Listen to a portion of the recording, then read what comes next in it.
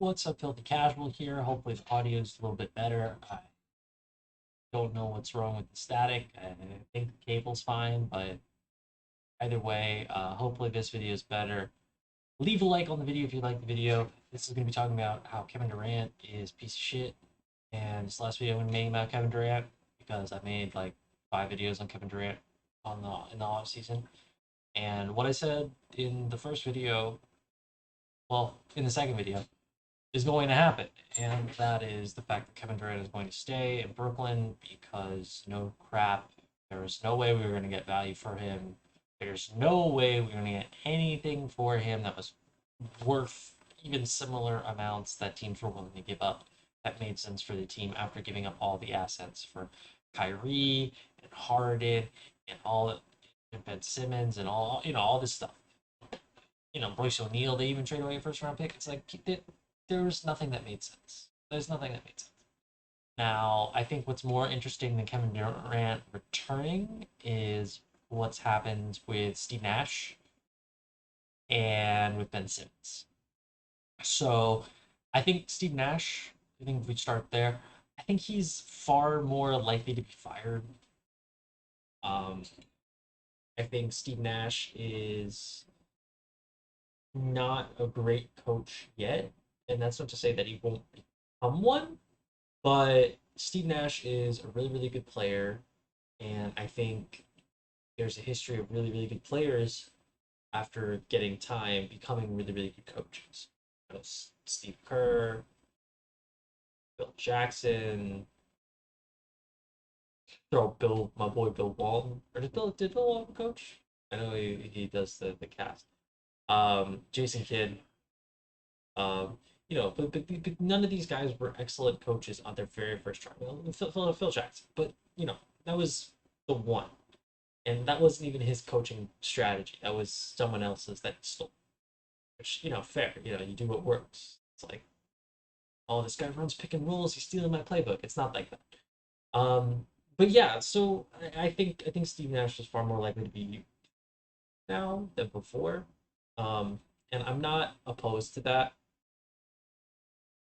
I love Steve Nash. I love that dude. Like, he's great, but maybe not as a coach for this team. I think this team needs some more nuance to their playbook that he doesn't have yet. Um, maybe in a couple of years, but not right now. Second thing I think it's really interesting to talk about with this is Ben Simmons. Ben Simmons kind of just does this weird stuff all the time. It makes you go, "What the f is that guy doing?"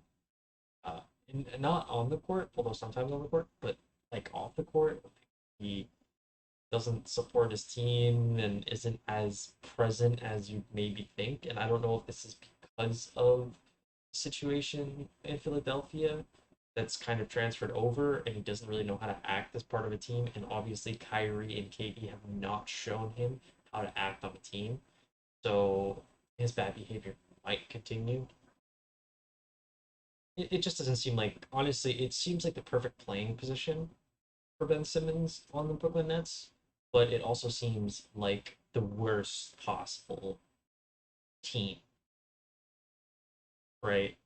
Like, how do you go from one of the most dysfunctional situations in Philadelphia to arguably a now more dysfunctional situation in Brooklyn and expect the player to mature when nobody else on that roster has done that job? It's like Seth Curry can't stand up and say, "Hey, this is what you need to do," because Ben Simmons isn't going to listen to Seth Curry. I personally don't know what to think of the Brooklyn Nets at the moment. I think they can compete for a top four seed in the East and can compete for a championship. It's hard to say they can't do it given their talent level and how good their team is, top to bottom. However, I do feel somewhere within me that because of the amount of dysfunction from literally every single player, every star player on that roster has had some level of dysfunction. I find it hard to believe that they're going to be able to come together in a cohesive unit during really tough times. and I don't think they'll win a title personally. Even though I think they're more than capable and more than talented enough to. I think they're the most talented team in the league by far, by far. Maybe the Warriors, maybe the Celtics are maybe a little bit more, maybe the Clippers, but I don't know. I mean, the Nets roster is pretty spicy from top to bottom. I just have a hard time putting any weight in the team when the team is so dysfunctional. But we'll see how it turns out at the start of the season. I'll obviously be watching Nets games, even if I don't really want to. But either way, drop a like and subscribe. Thank you for watching.